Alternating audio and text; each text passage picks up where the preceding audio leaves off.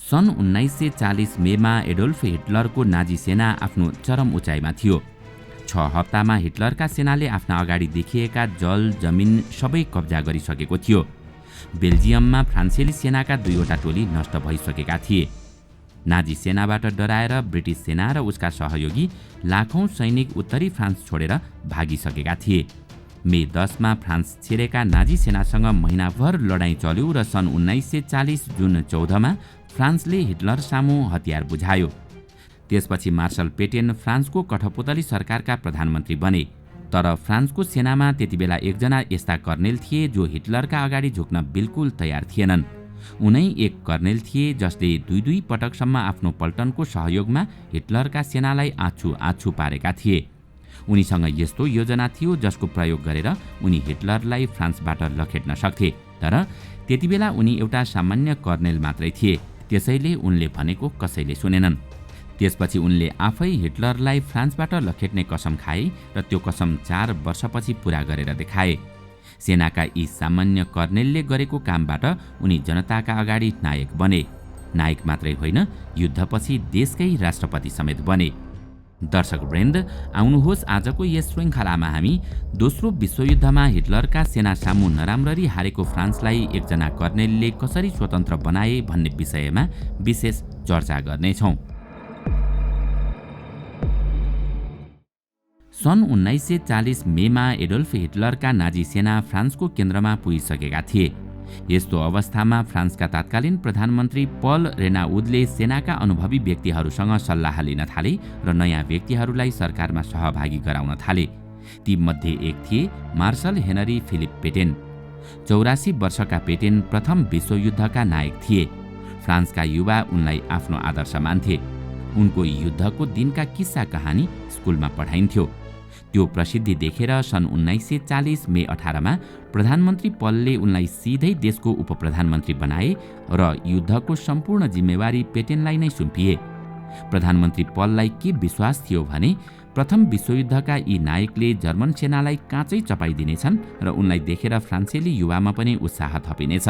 तर सबैको विश्वास विपरीत 1 महिना पनि नबित्दै पेटेनले सन् 1940 जुन 14 मा जर्मन सेनालाई हतियार बुझाए र जुन 16 तारिखमा साँझमा आफै फ्रान्सका राष्ट्रपति बने। पेटेन र हिटलर बीच फ्रान्समा कठपुतली सरकार बनाउने र त्यसको बागडोर हिटलरको हातमा हुने सम्झौता भयो। त्यो सरकारको गठन फ्रान्सको भिची क्षेत्रमा भएकाले यसलाई भिची सरकार भनियो। फ्रान्समा सबै कुरा परिवर्तन भइसकेको थियो। पेटेनलाई हेर्ने जनताको दृष्टिकोण पनि फेरिएको थियो। फ्रान्सको सेनाका धेरैजसो अधिकारी उनीसँग रिसाएका थिए। तिनै दुखी भएका सेनामध्ये एक थिए चार्ल्स डे गौले, जो केही दिन पहिले मात्रै कर्नेलबाट ब्रिगेडियर जर्नेल बनेका थिए। गौले पेटेनलाई गुरु मान्थे, तर उनी जर्मन सेना समक्ष आत्मसमर्पण गर्ने पक्षमा भने बिल्कुल थिएनन्। गौलेले पेटेनलाई धेरैवटा चिठी पनि पठाए। त्यसमा उनले नाजी सेनासँग लड्ने रणनीति पनि उल्लेख गरेका थिए। तर उपप्रधानमन्त्रीले ब्रिगेडियर जर्नेलको पत्रको वास्ता गरेनन्। फ्रान्सेली सेनाले आत्मसमर्पण गरिसकेको थियो, तर गौले आफ्ना सेनाको आत्मसम्मानमा ठेस पुगेको हेर्न चाहँदैनथे। त्यसैले उनी जुन 16 मै फ्रान्स छोडेर ब्रिटेन गए। ब्रिटेन पुग्दा उनीसँग 2 जोर कपडा मात्रै बाँकी थिए। त्यसको भोलिपल्टै अर्थात् सन् 1940 जुन 17 मा उनी ब्रिटेनका प्रधानमन्त्री विन्स्टन चर्चिललाई भेट्न गए। त्यसपछि उनले चर्चिल समक्ष ब्रिटेनमै बसेर जर्मनी विरुद्ध मित्र सेनालाई सघाउने प्रस्ताव राखे। चर्चिल पनि कम चलाक थिएनन्। उनले गौलेको अनुहारमा धेरै सम्भावना देखे। त्यसैले उनले गौलेको प्रस्ताव तत्काल स्वीकार गरे। तर त्यो भेटमा गौलेले चर्चिल समक्ष अर्को एउटा प्रस्ताव पनि राखे। उनले भने, म तपाईका लागि युद्धमा आफ्नो ज्यान दिएर खट्न तयार छु, तर मलाई BBC रेडियो मार्फत फ्रान्सका जनतालाई एउटा सन्देश दिने अनुमति दिनुहोस्। कुर्सीबाट उठिसकेका चर्चिल गौलेको त्यो कुरा सुनेर फेरि बसे र गौलेलाई घुरेर हेर्न थाले। यदि गौलेले रेडियोमा कुनै राजनीतिक कुरा गरे भने हिटलरसँग पंगा लिनुपर्छ भन्ने डर चर्चिलको दिमागमा चलिरहेको थियो। उनी यस्तो होस् भन्ने चाहँदैनथे, तर गौलेले कुनै पनि राजनीतिक वा विवादित विषय नबोल्ने भन्दै देशवासीको मनोबल मात्रै बढाउन चाहेको बताए।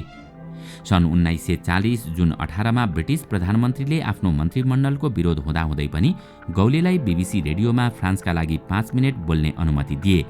दुई जोर कपडा लिएर देश छोडेका ब्रिगेडियर जर्नेलले आफ्नो देशलाई स्वतन्त्र बनाउने बलियो हतियार पाएका थिए। एउटा यस्तो हतियार जसले उनलाई संसारका सबैभन्दा प्रसिद्ध फ्रान्सेली र उन्नत 20औं शताब्दीका सबैभन्दा महान फ्रान्सेली बनायो। गौलेले चर्चिलसँग गरेको बाचा पूरा गरे र कुनै विवादित विषय रेडियोमा बोलेनन्, तर अन्त्यमा एउटा सानो खेल खेले। उनले यति मात्रै भने कि यो कुराकानी पछि पनि जारी रहनेछ। चर्चिलले सोचेका थिए कि गौलेले एकपटक बोल्नेछन् र यो किस्सा सकिनेछ, तर उनले सोचे जस्तो भएन र गौलेले दोस्रो पटक पनि रेडियोबाट भाषण दिए। त्यतिबेला उनले जो फ्रान्सेलीसँग हतियार छ उनीहरू सबैलाई जर्मन सेना विरुद्ध मैदानमा उत्रिन अनुरोध गरे। त्यहीँबाट उनले देशको स्वतन्त्रताका लागि अलग्गै सेना बनाउने घोषणा पनि गरे। उनले ब्रिटेनमा फाइटिङ फ्रान्स नामक सेना गठन गर्न लागेको घोषणा गर्दै फ्रान्सेली जनता र सेनालाई ब्रिटेन आएर आफूलाई साथ दिन अपिल पनि गरे। अब चर्चिलले पनि गौलेको उद्देश्य के हो भन्ने थाहा पाइसकेका थिए। हिटलरले एक दिन ब्रिटेनलाई पनि छोड्दैनन् भन्ने कुरा उनलाई राम्ररी थाहा थियो। त्यसैले उनी आफूसँग जोडिन आएका सानातिना शक्तिलाई नकार्न चाहँदैनथे। यहाँ गौलेलाई सानो शक्ति यसकारण भनिएको थियो किनकि उनी ब्रिगेडियर जनरल मात्रै थिए। उनलाई फ्रान्सेली सेना बाहेक बाहिरका मानिसले चिन्दा पनि चिन्दैनथे। गौलेको अपिलमा धेरै मानिस जम्मा होलान् भन्ने पनि चर्चिललाई लागेको थिएन। त्यसैले गौलेको रेडियो कार्यक्रम त्यसपछि पनि जारी रह्यो। फ्रान्समा उनका समर्थक बढ्न थाले। केही महिनामै गौले फ्रान्समा चर्चित हुन थाले। 2 महिनाभित्र उनले गठन गरेको फाइटिङ फ्रान्समा 5000 भन्दा धेरै सैनिक जम्मा भइसकेका थिए।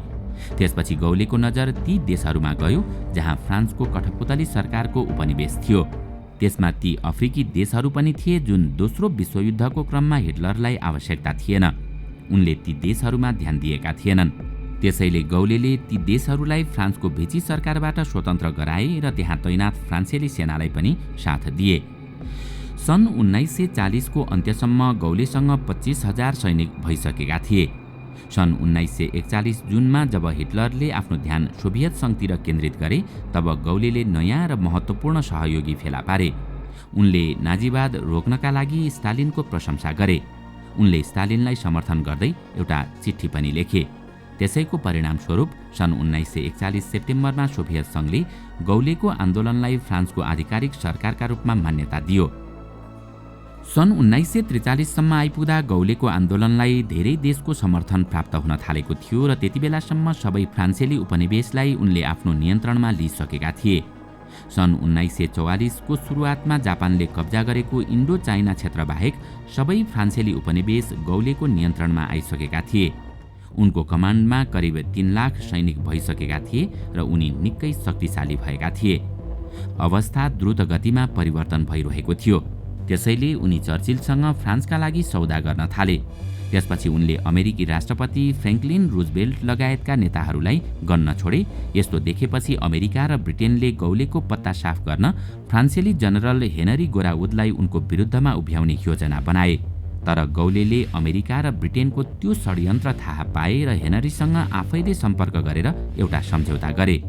उनले फ्रान्स जर्मनीबाट स्वतन्त्र भएपछि हेनरीलाई सेनापति र सहराष्ट्रपति बनाउने सम्झौता गरेका थिए। त्यसको बदलामा हेनरीले फ्रान्सको कठपुतली सरकार हटाउन उनलाई सहयोग गर्नुपर्ने थियो। त्यो सम्झौता गरेर हेनरी खुसी साथ अमेरिका गए। उता गौलेले फ्रान्सभित्र विद्रोह तीव्र बनाए। जतिबेला हेनरी अमेरिकाबाट फर्किए त्यतिबेलासम्म निकै ढिला भइसकेको थियो। भिची सरकारले गौलेलाई फ्रान्सका राष्ट्रपति र सेनापति चयन गरिसकेको थियो। त्यति नै बेला यता मित्र राष्ट्रहरूले हिटलरलाई चारैतिरबाट घेरिसकेका थिए। सन् 1944 अगस्त 25 मा पेरिसलाई स्वतन्त्र बनाउनका लागि गौलेका फ्रान्सेली सेना सहर प्रवेश गरे। जब आफ्ना सेनाको साथमा गौले पेरिसको सडकमा प्रवेश गरे तब लाखौं मानिसले उनको भव्य स्वागत गरे। त्यतिबेलासम्म एउटा मामुली सैनिकले देशको भाग्य परिवर्तन गरिसकेका थिए। उनले जर्मनीको पन्जाबाट फ्रान्सलाई स्वतन्त्र बनाइसकेका थिए। दर्शकवृन्द, आजको श्रृङ्खला तपाईलाई कस्तो लाग्यो हामीलाई कमेन्टमा अवश्य बताउनुहोला। साथै आजको श्रृङ्खला तपाईलाई राम्रो लाग्यो भने लाइक तथा सेयर गरी हाम्रो च्यानललाई सब्स्क्राइब गर्न नभुल्नुहोला र साथमा रहेको बेल आइकन पनि थिच्नुहोस् ताकि हामीले अपलोड गर्ने नयाँ भिडियोको जानकारी सबैभन्दा पहिला तपाईलाई प्राप्त होस्। आजका लागि यति नै। अर्को भिडियोमा अझै रोचक तथ्य लिएर आउने नै छौँ। तबसम्मका लागि बिदा दिनुहोस्। नमस्कार।